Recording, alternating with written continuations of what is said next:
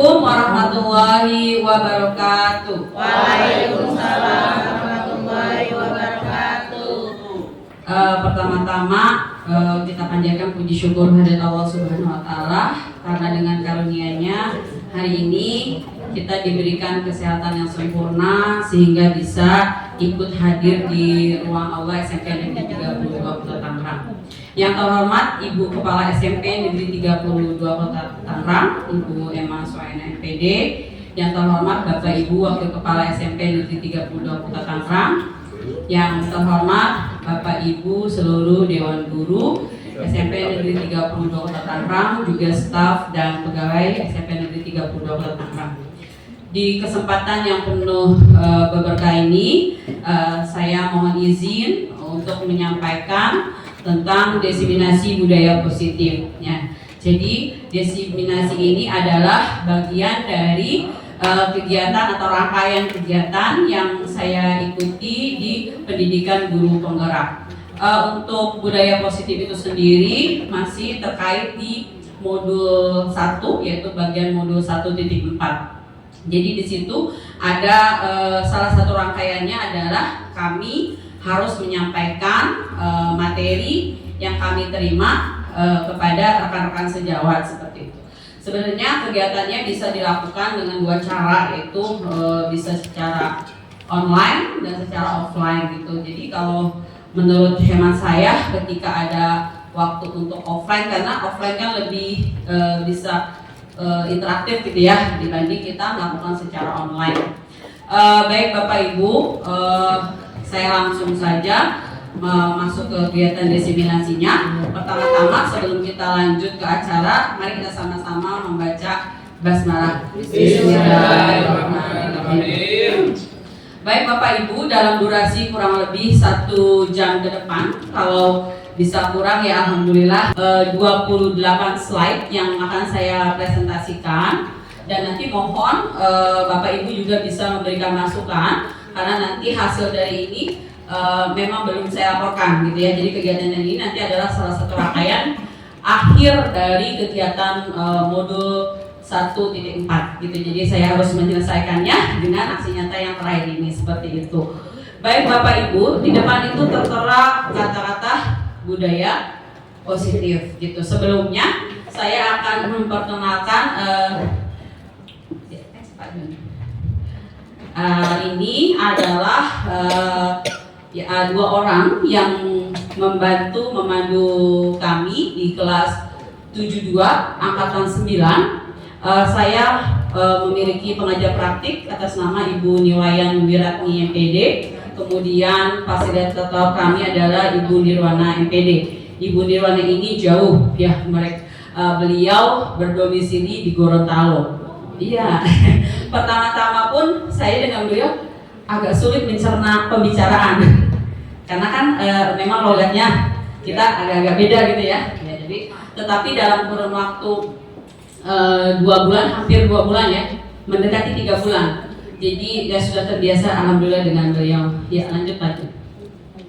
Jadi dalam modul 1.4 ini kalau menurut saya modul yang kalau di kurikulum Merdeka itu ada yang bilang di IPA itu ada penggemukan bab. Nah sama, penggemukan bab sih babnya dikurangi, tapi satu bab itu isi materinya banyak begitu. Nah seperti ini. Seketika saya mengikuti modul 1 itu ada 1.1 sampai 1.4, dan di modul ini yang lumayan materinya agak banyak begitu, dan kayaknya hampir semua teman-teman saya harus ya ekstra untuk mempelajarinya seperti itu. Jadi Bapak Ibu, kita beralih lagi ke budaya positif. Jadi sebenarnya budaya positif itu apa? Jadi kalau mungkin sebenarnya kita sudah melakukannya gitu ya. Cuma mungkin ada dari Bapak Ibu yang sudah pernah memahami atau membacanya apa itu budaya positif. Mungkin ada yang juga sudah melakukan tapi belum mengerti, oh itu adalah budaya positif begitu. Kalau dari katanya positif, itu berarti kan sesuatu hal yang bagus gitu kan ya. Nah kalau budaya berarti sesuatu yang biasa kita kerjakan. Nah, budaya positif yang dimaksud di sini adalah budaya atau segala hal yang kita kerjakan berkaitan dengan nilai-nilai kebaikan yang kita ajarkan kepada siswa gitu ya, untuk membentuk karakter mereka gitu. Sebenarnya seperti itu. Jadi di dalam materi budaya positif ini nanti Bapak Ibu akan saya perkenalkan tentang yang pertama adalah budaya positif akan mulai dilakukan dengan kita yang namanya melakukan perubahan di dalam paradigma pembelajaran seperti itu. Yang kedua nanti ada istilah disiplin positif. Jadi disiplin positif yang akan membantu terbentuknya sebuah budaya positif seperti itu. Kemudian nanti kita akan mengenal istilah nilai-nilai kebajikan. Kemudian ada kebutuhan dasar manusia, dilanjut ada motivasi perilaku manusia, kemudian ada posisi kontrol, keyakinan kelas, dan yang terakhir, nah ini yang baru sebenarnya, ini yang baru yang oh iya ada ya ternyata istilah itu ya, yaitu segitiga restitusi. Nanti insya Allah 60 menit ke depan kita sama-sama mempelajari yang terkait segala hal tentang budaya positif. Ya lanjut aja. Ya Bapak Ibu, kita ke materi yang pertama yaitu tentang paradigma pembelajaran yang baru gitu ya. Jadi bagaimana pembelajaran dengan paradigma baru itu bisa dijalankan. Nah sekarang terkait dengan paradigma baru itu tidak lepas dari kurikulum yang sekarang kita jalani, yaitu kurikulum Merdeka. Nah di dalam kurikulum Merdeka kita sudah mengenal yang namanya di situ ada dimensi pelajar Pancasila. Kebetulan SMP Negeri 32 Kota Tangerang adalah SMP yang masuk ke dalam sekolah penggerak untuk tahap pertama ya. Jadi kita kayaknya udah nggak asing nih sama yang namanya dimensi-dimensi yang ada pada profil pelajar Pancasila. Di sini dikatakan pembelajaran paradigma baru atau kurikulum Merdeka merupakan pembelajaran yang berorientasi pada penguatan kompetensi dan pengembangan karakter yang sesuai dengan dimensi profil pelajar Pancasila seperti itu. Jadi bagaimana merubah paradigmanya?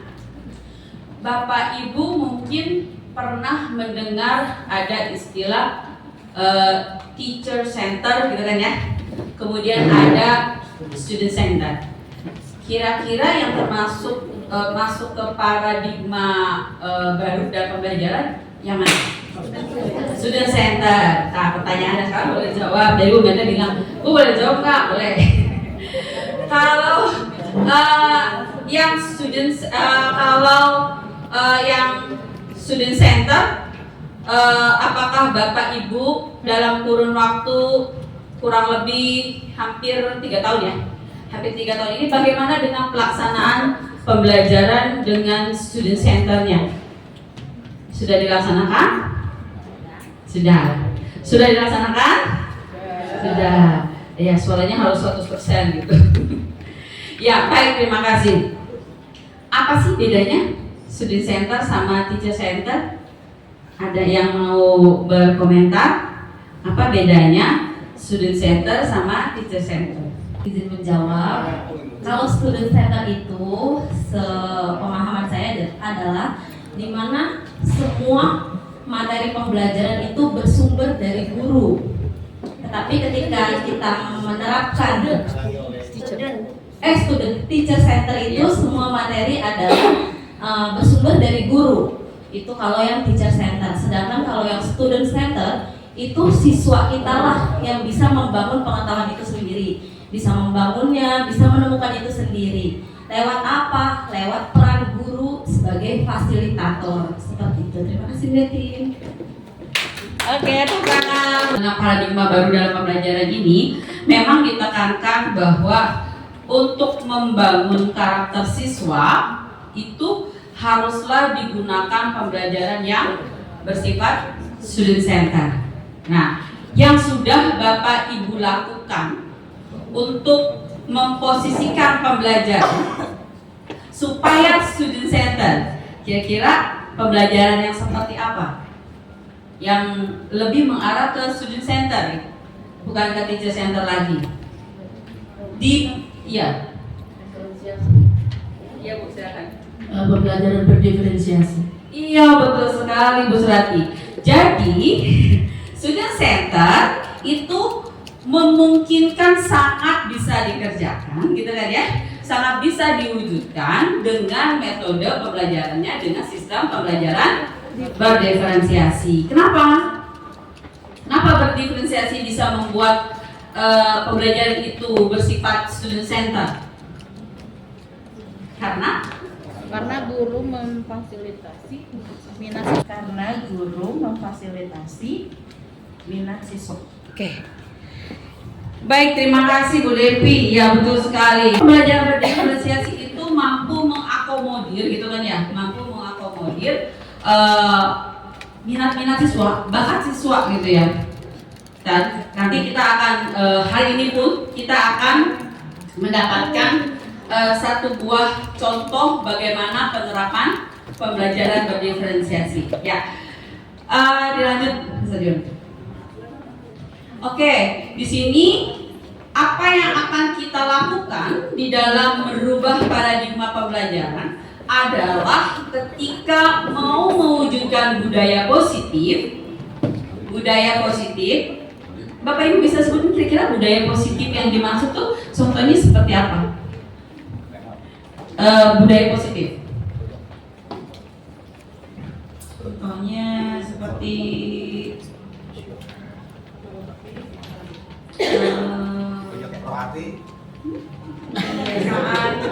mengucapkan salam. Ya, betul sekali. Jadi mengucapkan salam itu adalah sebuah kebudayaan yang bersifat positif. Ya Bu Rati. Hadir tepat waktu tanpa takut karena adanya ancaman hukuman. Jadi karena kesadaran sendiri. Ini jawabannya mengena sama materi itu yang mau disampaikan. Ya, bagus sekali ya. Jadi ya salah satunya adalah disiplin tepat waktu tanpa takut dihukumi kayak gitu ya, seperti itu. Jadi di sini dikatakan bagaimana seseorang bisa merubah dari paradigma stimulus respon kepada pendekatan teori kontrol. Apa itu merubah paradigma kontrol? Jadi begini Bapak Ibu. Ketika mau mewujudkan budaya positif, pastilah yang dilakukan adalah melakukan sebuah disipliner, gitu kan ya. Dan biasanya pada saat ini mungkin pemahamannya masih seperti ini. Kalau budaya positifnya berjalan, harus disiplin. Disiplin itu arahnya ada satu sisinya, yaitu di situ ada hukuman, begitu. Nah, yang mau dirubah di paradigma baru itu adalah bagaimana disiplin itu bisa tercipta di dalam diri anak-anak kita tanpa adanya mereka merasakan sebuah hukuman, seperti itu. Maka di sini istilahnya ada perubahan paradigma dari stimulus respon kepada pendekatan teori kontrol. Silakan lanjut. Bedanya apa? Nah ini Ibu, Bapak-bapak diperhatikan. Ya, di sini saya hanya menyampaikan apa yang saya pahami gitu ya Bapak Ibu. Nanti boleh dikasih masukan. Kira-kira ada yang kurang dipersilakan. Ya, saya hanya berbagi, gitu ya, hanya berbagi sebuah ilmu atau konsep seperti itu. Baik, di sini misalnya stimulus responnya itu realitas kebutuhannya kita sama. Tapi kalau kita mengalih ke teori kontrol, bahwa realitas kebutuhan orang itu berbeda gitu. Jadi stigmanya jangan orang sama iya harus gini gitu. Orang kalau rumah anak juga berbeda, ada yang jauh, ada yang dekat gitu kan ya, seperti itu. Yang kedua, semua orang melihat hal yang sama. Nah, kalau teori kontrolnya kita harus mengumpulkan dalam hati kita bahwa setiap orang memiliki gambaran yang berbeda. Walaupun melihat satu hal yang sama gitu, seperti itu. Kemudian kita mencoba mengubah orang agar berpandangan sama kita, itu stimulus respon. Jadi kalau di stimulus respon itu seolah-olah kita lah yang memegang kendali. Ya harus di sini ya di sini gitu. Kita nggak memandang tadi anak ini di sini kenapa, Seperti itu maksudnya. Jadi ketika merubah pemikiran kita terhadap teori kontrol ya seperti itu. Jadi kita berusaha untuk memahami seseorang berdasarkan karakter mereka. Dan itu memang tidak mudah Bapak Ibu, tidak seperti saya bilang kan anak, kamu mau merubah menjadi orang yang disiplin dengan kesadaran diri, tidak seperti orang membalikkan telapak tangan. Butuh proses. Dan ibu akan bangga ketika 10 tahun ke depan, 20 tahun ke depan ke sini, kamu datang gitu ya, Bu, saya sudah tahu bahwa saya menerapkan disiplin dari dalam diri saya sendiri dan ini hasilnya. Nah, kalau dibilang begitu tuh mata anak tuh berbinar-binar. Saya bisa ya Bu jadi begitu? Bisa. Sekarang ya belum belajar. Ya, seperti itu. Baik Bapak Ibu, ini adalah perubahan paradigma dari stimulus respon ke pendekatan teori kontrol. Jadi intinya memang harus kita memahami siswa-siswi kita bahwa mereka memiliki perbedaan. Ya, sehingga kalau kita sebenarnya memahami bahwa anak kita memiliki perbedaan, nggak ada lagi tuh mau ngefus gitu kan ya. Karena memang punya timing sendiri, punya kemampuan sendiri, dan kita kembali lagi ke filosofi dari Ki Hajar Dewantara bahwa tugas guru adalah menuntun, mengarahkan anak dan membentuk karakter mereka sesuai kodratnya. Buat kalimatnya kan cakep banget gitu ya. Walaupun saya memahami kodrat anak itu kan macam-macam. Terus saya bisa ya enggak ya memahami anak dari 1 sampai 36 orang gitu. Yang kalau mikir begitu aja nggak bakal dikerjain gitu kan ya. Yang ada ya udah saya jalin semampu saya dekati gitu ya. Saya tahu minimal saya pegang yang namanya Dimas 97 gitu. Dimas 97 ke 98. 98. Dimas itu pertama nggak pernah mau memperhatikan saya itu, cuek aja, nggak mau pakai sepatu di dalam kelas. Saya nggak marah karena saya ngerti. Saya dekat ini Dimas kenapa nggak mau pakai sepatu? Kaki saya ini sakit Bu, pakai sepatu. Kenapa? Begini kaki saya Bu. Lah terus kalau sepatu kan begini Bu. Sakit kata dia. Terus saya dimarahin kemarin disebut itu ya. Kamu nggak jelasin kenapa kamu sakit kakinya? Jelasin Bu, nggak mau ngerti. Ya pelan-pelan, alhamdulillah responnya saya merasakan responnya ketika masuk 97, 98, 99 yang welcoming kalau saya datang itu udah nggak takut ya. Ya karena mungkin nanti Bapak Ibu belajar mungkin harus belajar seperti itu. Dan kayaknya nanti ngajar tuh jadi enak kok. Ya seperti itu. Ya lanjut. Ini ya Bapak Ibu ya, paham ya, nanti Bapak Ibu bisa mempelajari lebih lanjut. Nah ini tadi tentang disiplin positif yang diamanatkan oleh Ki Hajar Dewantara, bahwa dengan disiplin positif ini merupakan unsur utama. Jadi disiplin positif, disiplin yang bukan ujung-ujungnya memberikan hukuman pada siswa. Tetapi kita harus mengerti apa yang dilakukan oleh siswa, alasannya apa, dan tugas kita mengarahkan mereka. Tidak akan mudah merubah anak yang senangnya datang telat padahal bisa cepat gitu kan ya. Padahal mereka bisa on time di sekolah. Tetapi memang merubah kebiasaan perilaku itu butuh waktu, tapi harus diingetin lagi seperti itu. Di sini disiplin sebagai bentuk kontrol diri, yaitu belajar untuk kontrol diri agar dapat mencapai suatu tujuan mulia. Nah, tujuan mulia ini mengacu pada nilai-nilai atau prinsip-prinsip mulia yang dianut seseorang. Nah, kita namakan nilai-nilai ini yang disebut sebagai nilai-nilai kebajikan. Nilai kebajikan ini bersifat universal karena semua orang tahu.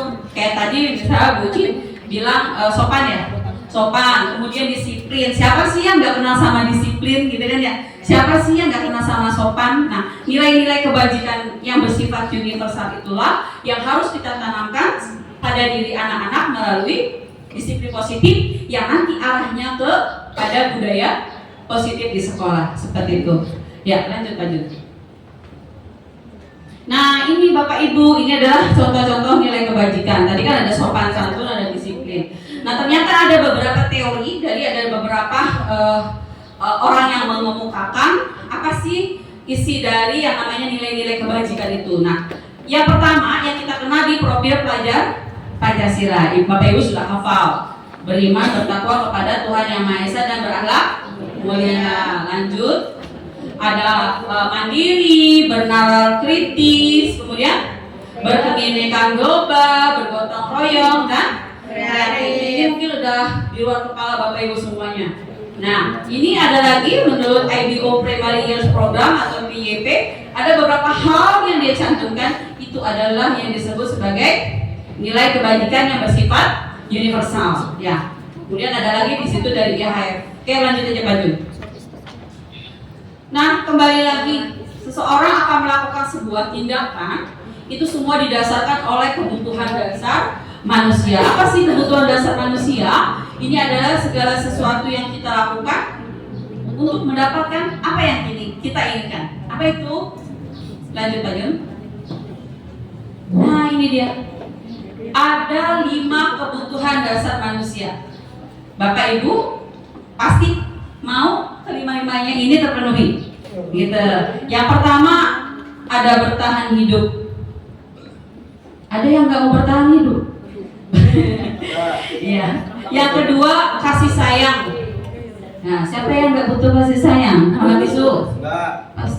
Butuh banget katanya kasih sayang.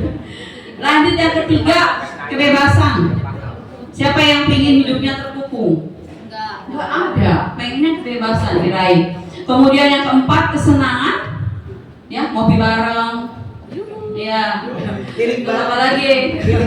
Dapat senyuman yang manis dari seseorang yang disayangi. Gitu. Kemudian yang 5 adalah pemuasan. Pemuasan apa? Yuk kita lihat. Apa aja sih yang termasuk di dalam 5 kebutuhan dasar manusia? Bertahan hidup, manusia butuh makan. Bapak Ibu butuh makan? Minum, kemudian tempat tinggal, pakaian, keamanan, ini adalah kebutuhan untuk bertahan hidup manusia, gitu. Kemudian lanjut ada kasih sayang, ada penguasaan, ada kebebasan, dan ada kesenangan.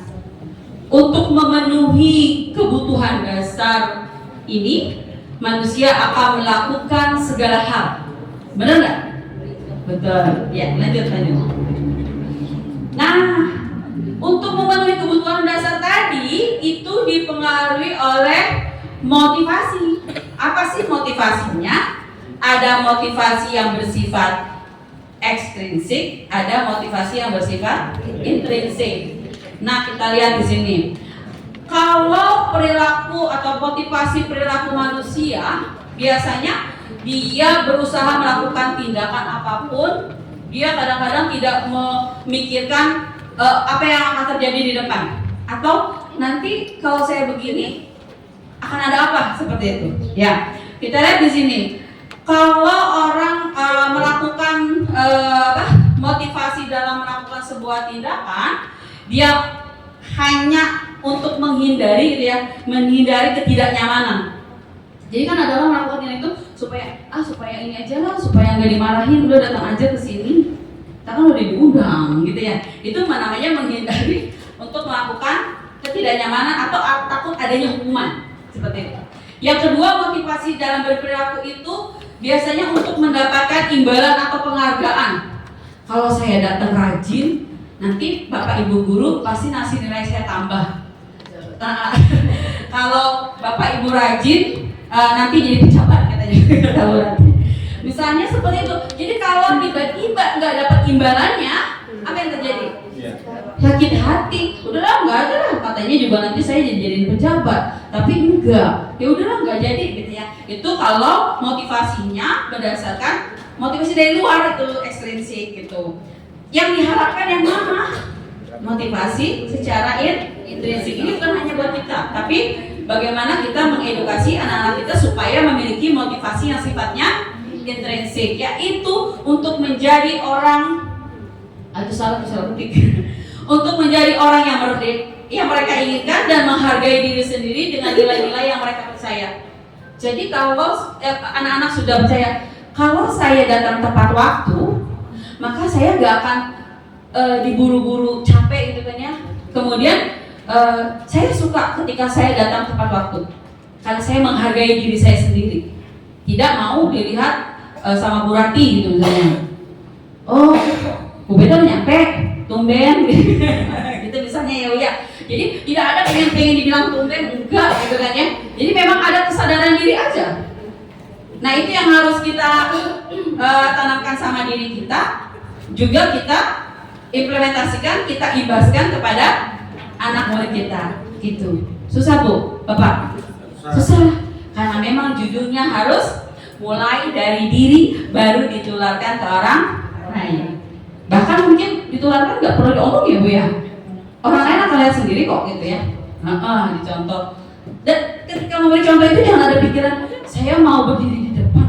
Nanti kalau Bu Emma datang naik motor saya udah di depan, lagi welcoming. Kalau masih ada pemikiran seperti itu, akan tahu. Saya tahu loh, kemarin Bu Emma itu ada hampir 4 hari ada kegiatan. Bapak Ibu tahu? Nggak tahu kan? Saya tahu gitu kan ya. Tapi kalau misalnya motivasinya nanti ada misalnya saya mau di sini duluan, gitu ya. Nah itu namanya masih motivasinya ekstensif. Nah salah yang udah berlalu tidak bisa diperbaiki. Tapi yang bisa kita lakukan adalah merubah masa depan. Selalu semangat begitu. Ya, mari kita keluarkan hati kita untuk melakukan segala sesuatu. Motivasinya adalah motivasi intrinsik dari dalam diri kita. Sehingga nanti kayaknya kalau kita bicara sama anak-anak nggak akan canggung, nggak akan dibilang begini, Miss Nisa bilang kamu datang pagi-pagi jangan lambat ya. Miss Nisa datangnya jam 7. Kebiasaan udah dimulai, nggak bisa ngomong begitu. Benar nggak Bapak Ibu? Ini ya benar.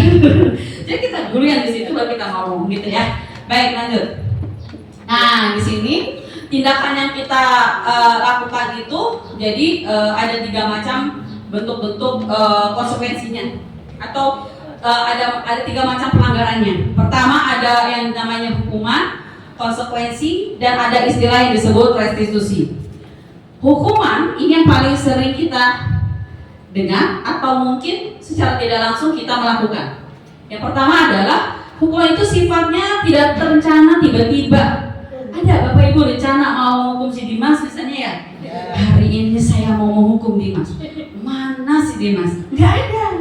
Kalau mau menghukum itu biasanya tindakannya tiba-tiba. Pakai sepatu tidak sesuai. Ya, buka sepatunya. Ada yang nanti akan dibilangin. Oke. Bersifat tidak terencana tiba-tiba, murid tidak tahu apa yang akan terjadi karena dia tidak dilibatkan untuk melakukan tindakan itu maksudnya ya. Kalau tahu mah aku nggak dikerjain, benar nggak Bapak Ibu? Ya teman kantor, saya mau ditungguin Bu Eti di depan. Nggak mau pakai inilah, sepatunya harus benar, bajunya harus benar. Udah begitu nggak ketemu gitu. Ya, kemudian berupa hukuman secara fisik maupun psikis. Bapak Ibu pernah menghukum anak lewat kata-kata? Omongan yang agak menjatuhkan, gitu kan ya? Itu termasuk hukuman, itu termasuk jenis hukuman. Bentuknya psikis. Kalau fisik? Diri. Korban penjara 1 jam. Nah, kayak gitu ya. Itu hukuman fisik. Atau lari lapangan 20 kali lipat. Seperti itu. Itu hukuman fisik bentuknya. Kemudian yang disebut konsekuensi. Dia sifatnya terencana, disepakati sesuai peraturan. Bisa dipahami Bapak Ibu? Terencana, kemudian disepakati sesuai peraturan. Ada tata tertib. Kemudian di situ ada jika kamu ini kenapa misalnya gitu, itu namanya konsekuensi karena sudah terencana. Atau Bapak Ibu bilang gini, kalau kita sepakat ya kelas kalau nggak ngerjain tugas maka ibu nggak mau kasih nilai. Itu namanya konsekuensi dan anak sudah mengetahui itu. Ini sebenarnya much better dari hukuman. Cuma tetap ada anak yang merasa tersakiti. Benar nggak Bapak Ibu? Iya. Oke, sikap guru yang selalu memonitor murid. Karena saya kalau begini ya, ingat ya, kamu ya, kayak gitu. Ya sih seperti itu. Nah, yang ketiga ini restitusi. Tenang, nanti ada contohnya. Walaupun aktingnya ya begitu lah. Nah, di sini restitusi, dia proses menciptakan kondisi bagi murid untuk memperbaiki kesalahan. Yang kedua, proses kolaboratif yang mengajarkan murid untuk mencari solusi sendiri. Bukan kita yang meminta dia memperbaiki kesalahan. Kamu begini ya, besok begini ya. Itu namanya kita yang memerintah. Tetapi kalau restitusi, dia tahu salahnya dan dia tahu harus bagaimana merubah atau memperbaiki kesalahannya. Kalau dia sudah bilang, baik Bu, besok saya akan pakai sepatu sesuai peraturan. Dia yang mengucapkan. Itu yang disebut restitusi. Dan tidak ada penekanan buat dia. Kita cuma mengarahkan aja supaya dia mengucapkan kata-kata restitusi. Karena dia menyadari sendiri. Gak ada disuruh sama begitu, gak ada gitu ya. Seperti itu. Nanti ada contohnya. Silakan Pak. Nah tadi ya 5 posisi kontrol dulu terkait dengan hukuman, konsekuensi dan restitusi. Di sini ada posisi kita sebagai pengkontrol itu adalah 1 tadi penghukum, kemudian si pembuat merasa bersalah. Ada Bapak Ibu pernah membuat anak muda merasa bersalah Bang? Kamu ini gimana sih? Udah dibilangin gitu kan ya, dengan memelas-melas, iya Bu, nangis dan pembuat merasa bersalah. Kemudian ada yang berperilaku sebagai teman berlebihan, ada yang berteman berlebihan, nggak boleh juga ternyata ya. Berlebihan nggak boleh, harus ada batasannya. Tetapi batasannya mereka menghargai kita sebagai guru gitu. Kemudian pemantau. Nah pemantau ini sama, ada konsekuensinya, dia tahu kalau begini karena begini kamu harus begini gitu. Jadi ini dipantau, dikontrol secara berlebihan juga. Yang terakhir adalah manajer. Ini yang sangat diharapkan. Ya, Pak, next. Ini Bapak Ibu. Mana sih contohnya? Kalau penghukum, kita akan misalnya mengeluarkan kata-kata berdiri sana di depan dekat yang bendera tuh. Situasinya apa? Siswa datang terlambat ketika pelaksanaan upacara bendera. Kalau saya berdiri sebagai penghukum, kontrolnya sebagai penghukum, saya mungkin akan bilang begini, berdiri sana di depan dekat yang bendera dan tetap di sana sampai upacara selesai. Ini nggak tadi terjadwal nggak sama kita mau bilang itu ke si A? Enggak, karena nggak terencana gitu kan ya, seperti itu. Yang kedua, pembuat merasa bersalah. Mungkin saya akan bilang, berapa kali sih Bapak Ibu harus memberitahu kamu selalu mengecewakan Bapak Ibu dengan datang terlambat. Tapi enggak dengan nada marah, enggak. Ya, jadi sih cuma diem gitu ya. Biasanya nunduk, sedih kayak gitu. Kemudian kalau sebagai teman, ayo dong ikuti peraturan sekolah atau bilang tolong bantu Bapak Ibu sekali ini aja. Besok kamu datang jangan telat misalnya begitu. Ya, jadi berbicaranya kita dengan siswa seperti kita berbicara dengan teman seperti itu. Ya, next one. Nah, pemantau misalnya saya akan bilang kamu sudah melanggar peraturan sekolah, kamu tahu konsekuensinya. Jadi memang artinya adalah berkonsekuensi karena ada timbal baliknya gitu ya. Selanjutnya kamu harus datang lebih awal dari rumah, jangan diulangi lagi ya. Nah, itu hanya pemantau. Tetapi kalau sebagai manajer, mungkin saya akan mengatakan, apa kamu tahu kesalahan kamu? Dia akan jawab, dijelasin, iya Bu, saya datang terlambat, gitu. Nah mungkin saya akan lanjutkan, menurut kamu bagaimana kamu memperbaiki kesalahan kamu? Dia sendiri pasti akan jawab, iya Bu, besok saya datang pagi-pagi dari rumah, jadi saya nggak akan telat. Oke. Nanti ada caranya bagaimana mengeksekusi hal-hal seperti itu. Jadi seperti itu ya contohnya Bapak Ibu ya. Bagaimana supaya kita memposisikan kontrol kita sebagai seorang guru dan harapan terbesarnya adalah sebagai manajer. Seperti itu Bapak Ibu. Sulit? Ya kalau di awal nanti kita belajar bareng-bareng. Ini pun harus didiskusikan. Jadi ketika ada kasus Bapak Ibu nggak bisa melakukan sendiri. Harus berdiskusi, saya bagaimana ya sama dia, saling diskusi seperti itu. Ya, next. Nah ini contohnya yang kalau saya mau tanya Bapak Ibu, kalau ada kalimat ini posisi kontrol, apakah aku kalau ada kalimat saya kecewa sekali dengan kamu, membuat rasa bersalah, benar. Lanjut. Ayolah lakukan demi Bapak Ibu, teman, benar. Apa yang satu lagi? Kamu tidak akan mendapatkan nilai jika tidak mengerjakan tugas. Konsekuensi jadi kalau kontrolnya apa? Pemantau. Ya, ada konsekuensinya. Itu contohnya Bapak Ibu ya. Kasus-kasus seperti itu, jadi Bapak Ibu bisa memposisikan, oh saya harus seperti apa. Ya, next lanjut. Nah, supaya tadi disiplin positif itu berjalan, kita harus membuat keyakinan kelas bersama siswa. Keyakinan kelas yang isinya adalah mengemukakan nilai-nilai kebajikan yang berupa kesepakatan kelas. Nah kalau di sini, mengapa keyakinan kelas bukan peraturan kelas aja? Menurut Bapak Ibu bedanya apa keyakinan kelas sama peraturan? Ada peraturan kelas, ada keyakinan kelas. Bedanya?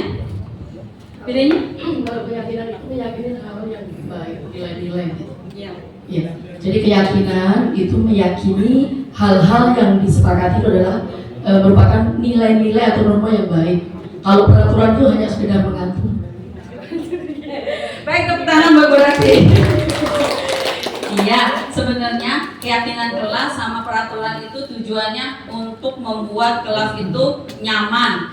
Peraturan kelas, peraturan sekolah sama keyakinan sekolah gitu kan ya, itu sama-sama ingin supaya kegiatan pembelajarannya sesuai dengan yang kita inginkan. Cuma bedanya adalah kalau peraturan itu dibuat oleh misalnya ada grup tertentu gitu ya yang membuat peraturan, kemudian diserahkan ini peraturannya, ditaati ya, itu udah you suka like or dislike kerjain gitu, itu peraturan.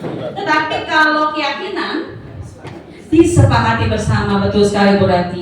Jadi anak-anak itu yang ngomong, Bu, siapa? Sopan Bu, gotong royong Bu, gitu ya. Kelasnya bersih Bu, gitu ya. Nggak boleh berkata kotor. Dan saya temen ada yang bilang lagi, no bully. Gimana ada yang saya dengar? No bully Bu, pintar. No bully. Tapi sini terjadi bully? Enggak Bu, enggak. Di sono terjadi bullynya di sono Bu. Nggak tahu di mana. Katanya pokoknya mereka no bully seperti itu ya. Ya lanjut aja. Nah ini pembentukan keyakinan kelas, nanti kita isi dengan nilai-nilai kebajikan universal yang tadi yang sopan, gotong royong, disiplin dan lain sebagainya. Tadi yang ada di P3 pun ya, seperti itu. Kemudian dibuat secara bersama oleh murid, keyakinan kelas itu bersifat berpihak pada murid, disepakati secara tersirat dan tersurat. Tersurat? Ada buktinya. Nggak sembarangan ibu buat, kita tadi kelas kita ini ngomong gitu ya, kemudian tidak ada buktinya. Buktinya apa? Kesepakatan yang mereka tanda tangani bersama gitu. Setelah poinnya ini disepakati bersama. Tersiratnya apa? Mereka semua memberi masukan untuk membuat keyakinan kelas mereka. Begitu ya Bapak Ibu ya. Ya lanjut. Ini contohnya Bapak Ibu saya sudah buat dengan baru 2 kelas ketemu, yaitu kelas 97 sama 98. Kelas 97 kelasnya Pak Kunto. Nah nanti Pak Kunto gini, Ibu saya boleh nggak merevisi? Dipersilakan. Merevisi bersama anak dipersilakan. Kebetulan saya sudah bersama mereka gitu ya. Mereka sepakat bahwa mereka pengennya kompak. Ini yang jawab kompak ada 20 orang. Pengennya kompak apa kompak pokoknya Bu. Ya udah kompak tulis. Kompak, kemudian nyaman, menjaga sopan santun, bekerja sama, saling menghargai, menjaga kebersihan dan disiplin. Tadi saya baru dari kelas 97 dan ini sudah dibuat sebelumnya ya. Terus ketika ada yang Lintang sedang apa? Tadi yang tugas Bu, kamu disiplin atau tidak? Oh ya enggak Bu ya. Karena dia ingat sendiri sama omongan dia. Mereka ingat sendiri sama kesepakatan mereka sendiri. Ya, karena sebelumnya saya baca lagi. Deal ya, keyakinan kelas ini, iya Bu. Sepakat ya, untuk disepakati sepakat Bu. Ya udah, kita tangani, oke ya. Dan ini ada yang di Bapak ya di ruang kelas 97. Nanti dilaminating sama sekretarisnya nanti ditempel. Kemudian 98. Nah di 98 ini dia bagi-bagi. Ada kategori sopan santun. Kemudian ada keterkaitan dengan ketertiban kelas, kemudian ada saling menghargai, kebersihan kelas di sini, kemudian ada menanamkan sifat jujur, gitu ya. Jadi ada beberapa hal yang mereka ingin sepakati, ya. Bapak Ibu yang ada 98 tahu ya 98. Jadi ketika bicara menghormati sesama teman, dia ketawa sendiri dulu. Terus menghargai sesama teman, dia ketawa juga, karena mereka yang tahu. Mereka yang tahu, mengapa mereka tertawa walaupun saya tahu gitu ya. Ya saya oke, aku lagi tulis gitu ya. Jadi seperti ini kesepakatannya. Jadi kalau ada hal terkait dengan kondisi kelas yang tiba-tiba tidak nyaman, Bapak Ibu bisa langsung melakukan restitusi dengan menarik keyakinan kelas mereka. Begitu. Mereka marah? Enggak. Karena itu keyakinan kelas mereka. Gitu. Jadi mereka enggak marah. Oke, next slide dulu. Nah, ini Bapak Ibu, ini udah setelah kelar. Ini adalah segitiga restitusi yang mungkin Bapak Ibu baru dengar atau mungkin Bapak Ibu ada juga yang sudah mempelajari ya tentang segitiga restitusi. Ada apa di segitiga restitusi? Ada 3 tindakan nanti yang kita lakukan untuk menyelesaikan sebuah permasalahan tanpa ada hukuman gitu kan ya, tanpa ada hal lainnya. Tapi kita di sini di segitiga restitusi adalah bagaimana suatu proses dialog yang dijalankan oleh guru agar dapat menghasilkan murid yang mandiri dan bertanggung jawab melalui 3 tahap. Tahap yang pertama yaitu menstabilkan identitas, yang kedua ada validasi tindakan yang salah, kemudian menanyakan keyakinan. Nah, menanyakan keyakinan nanti bisa langsung dikaitkan dengan nilai keyakinan kelas tadi atau nilai keyakinan sekolah seperti itu. Lanjut. Ini menstabilkan identitas. Ini berdasarkan prinsip membuat kesalahan adalah bagian dari proses pembelajaran. Hah? Masa sih? Berdasarkan prinsip membuat kesalahan adalah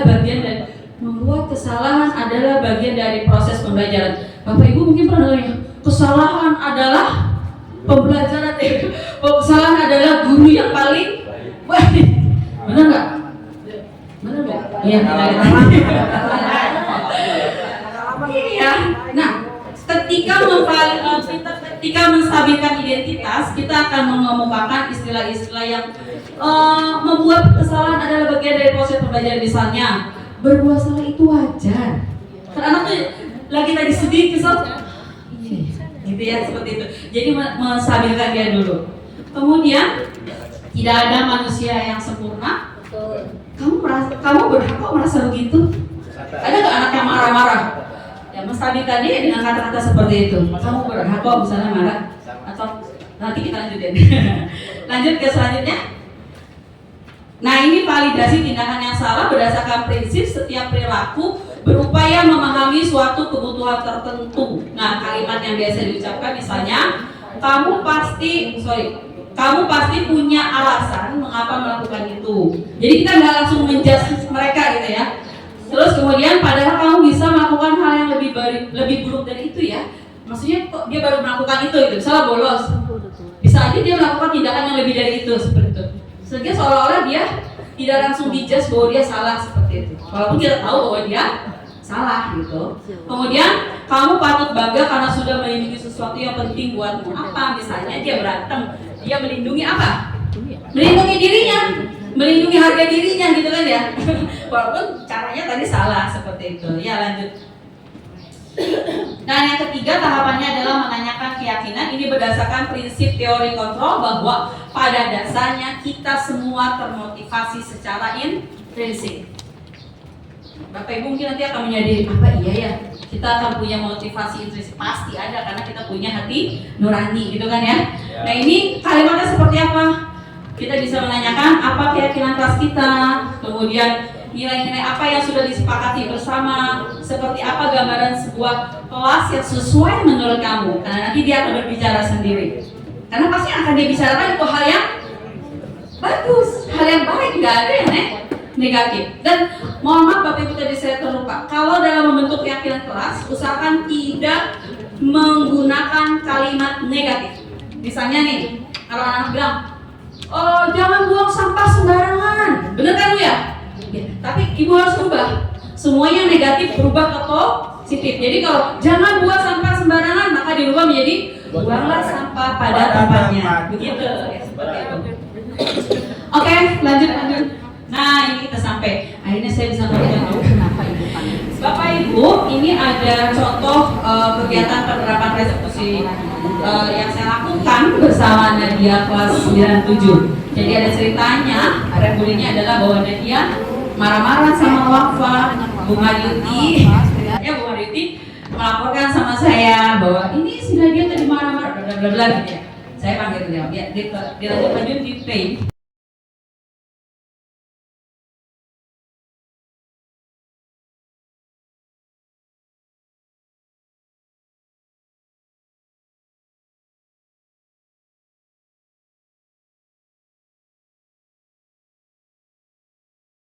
Menyembunyikan botol air minum saya. Apakah kamu yakin bahwa Wafa yang menyembunyikan botol minum kamu? Saya yakin Bu, karena sebelum hari itu Wafa telah menyembunyikan air botol minum saya. Oh, berarti Wafa sering menyembunyikan botol air minum kamu, Nadia? Benar Bu. Oh, seperti itu ceritanya. Baiklah, Nadia, memang kita sebagai manusia kan tidak luput dari kesalahan. Ibu pun pernah lah yang melakukan kesalahan seperti itu. Tapi ibu sudah bangga kamu mau mengakui kesalahan kamu.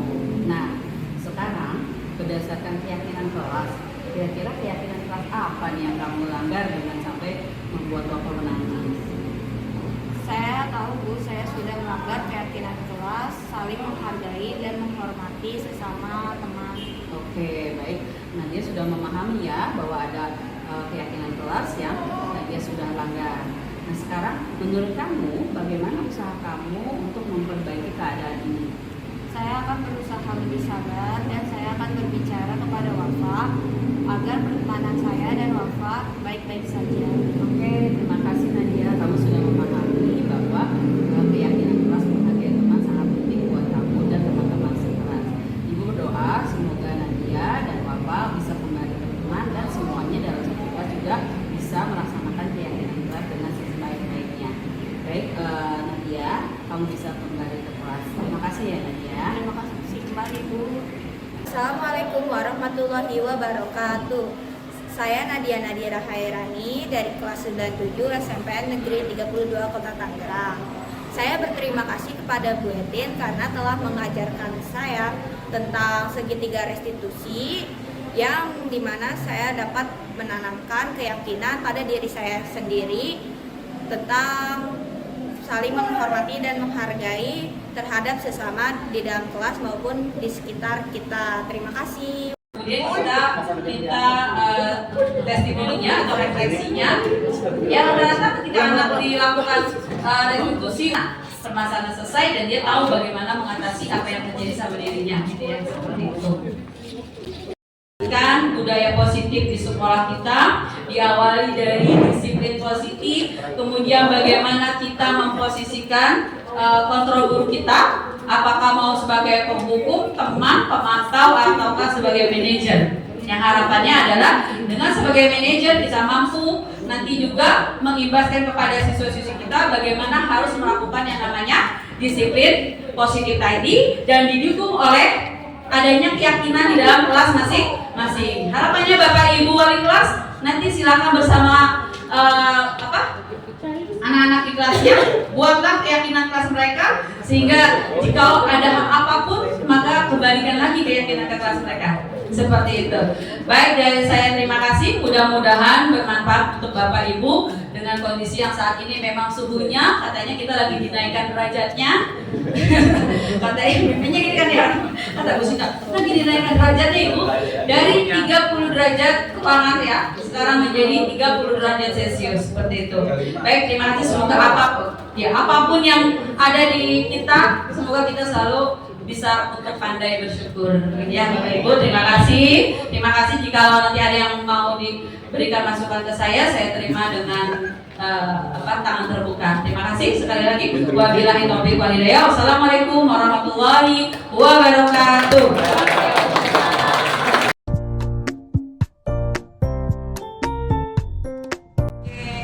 Assalamualaikum warahmatullahi wabarakatuh. Waalaikumsalam warahmatullahi wabarakatuh. Ya, baik anak-anak 98. Hari ini kita mau buat suatu acara ya. Acara itu adalah Ibu ingin memandu kalian untuk membuat yang namanya kesepakatan kelas. Nah, kesepakatan kelas kali ini kita beri nama keyakinan kelas bersama ya.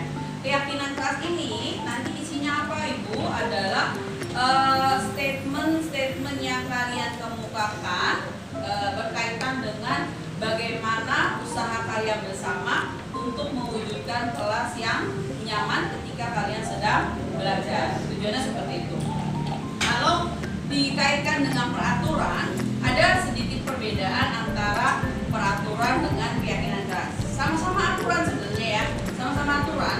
Cuma kalau aturan yang kalian terima misalnya di sekolah ini adalah tata tertib gitu ya, maka di situ tidak ada ikut rembukan kalian sebagai murid untuk menentukan tata tertib. Nah, tata tertib itu dibuat berdasarkan musyawarah oleh pengembang sekolah seperti itu. Jadi nanti kalian akan menerima tata tertib yang sudah ada di kelas kalian. Nah, itu harus dipatuhi. Jadi kalau peraturan itu suka atau tidak suka, like atau dislike gitu ya, harus ditaati. Nah, setiap peraturan kan ada konsekuensinya ya, kalian sudah tahu.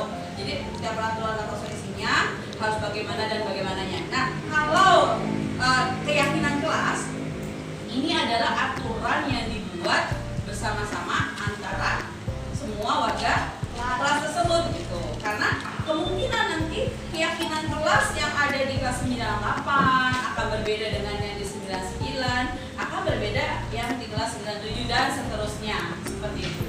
Nah, karena berupa sebuah rembukan bersama, maka keyakinan kelas itu otomatis adalah sesuatu yang mengikat diri kalian sendiri. Kan udah disepakati bareng-bareng, berarti harus ditaati, dipatuhi bersama, begitu ya. Nah, apa yang akan kita ajukan di dalam membuat keyakinan kelas adalah sebuah nilai-nilai kebajikan atau nilai-nilai kebaikan yang sifatnya universal. Kalau universal kan semua orang tahu. Contohnya apa? Sopan santun. Setiap orang ngerti apa itu sopan santun. Terus apa lagi? Disiplin, etika, jujur, tanggung jawab itu adalah kata-kata kebajikan yang hampir semua orang memahami. Apa itu tata tertib, apa itu disiplin, apa itu beretika, apa itu sopan santun. Ya, baik anak-anak. Sekarang kita mulai dari kita semua untuk membuat nilai-nilai kebajikan kelas atau yang nanti akan menjadi nilai keyakinan kelas kalian. Ya, kita mulai ya. Sebelumnya nanti Ibu tuliskan dulu di depan apa yang akan menjadi nilai-nilai kebajikan kelas kalian. Anggota kelas 8 menuliskan kira-kira nilai kebajikan apa yang ingin kalian adakan di kelas kalian, begitu ya. Oke, silakan mulai dari Nabi. Yang lain silakan bikin satu kata aja ya.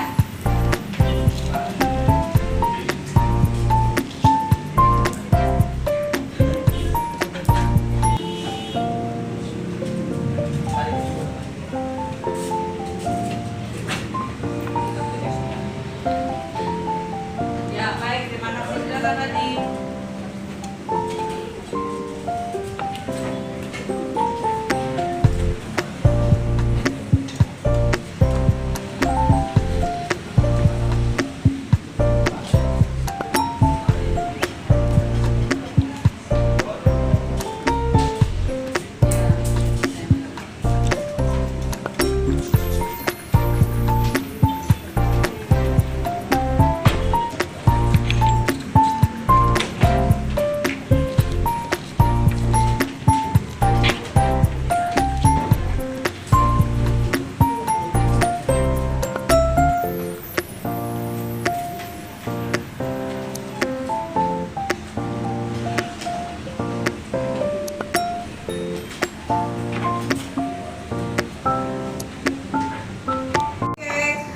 Ini tadi teman-teman kalian sudah menuliskan ya, kalian juga sudah menuliskan bahwa ini adalah kata-kata kebajikan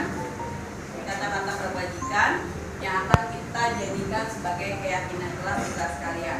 Ada apa di situ? Sini ada menghormati sesama, datang tepat waktu, berkata sopan, saling menyapa, berakhlak, saling membantu, bergotong royong, jujur, rambut rapi, no bully,